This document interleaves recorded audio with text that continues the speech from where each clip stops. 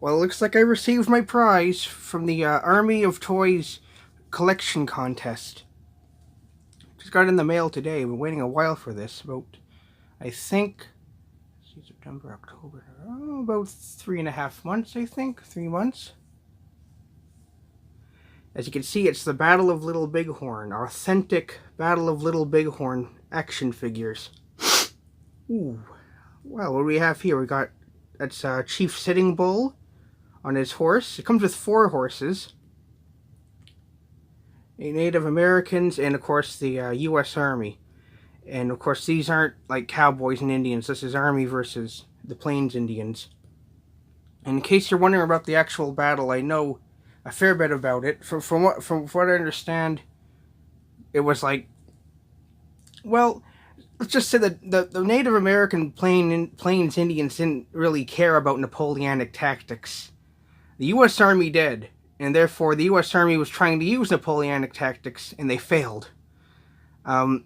I also know there was actually a Gatling gun present. I'm fascinated by early like modern weapons, and there were 3 Gatling guns in General Custer's force.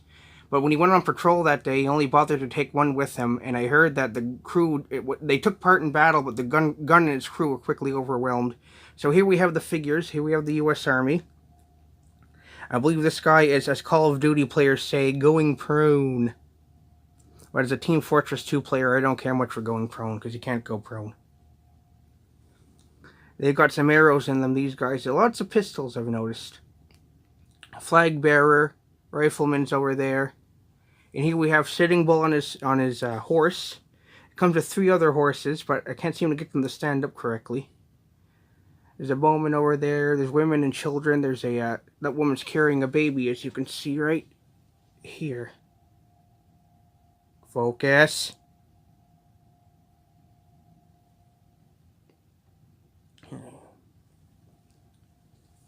Tomahawk Indian.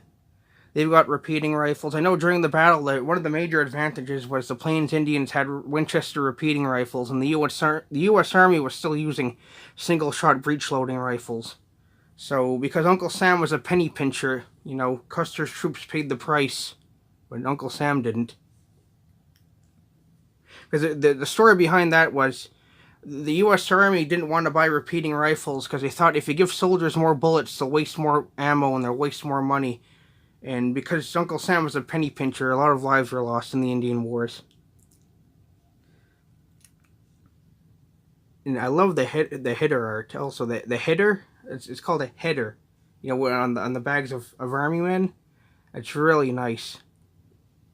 Now, oddly enough, it's interesting I get this set because I've been playing Red Dead Redemption, and there are missions that are similar in many ways to the Indian Wars where the army and the natives are fighting, and you gotta help the natives fight the army, and I love those missions. I just beat the game. Spoiler alert, you help Native Americans in the game. I'm not gonna say any more than that in case you haven't finished Red Dead 2 yet.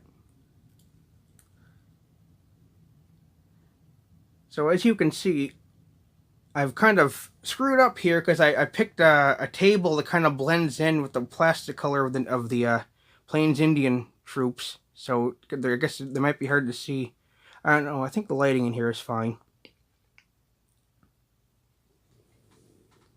Let me get a nice angle there. So this is my contest prize, and I got a big bag of them right over here.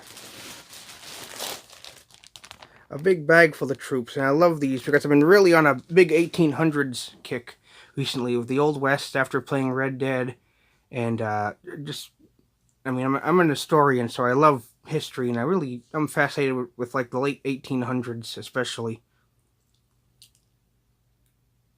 It's very nice. And of course you see Not the 3 Sad Onions. He's got a bow and arrow over there. Winchester repeaters. Really love this. Healing with a pistol. The quality of these figures are fine. I really do love them because there's so many in the set, and it's great to have some loose figures around of this period, and it's really a fascinating battle.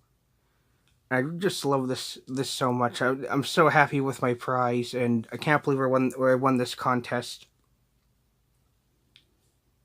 And that's my video.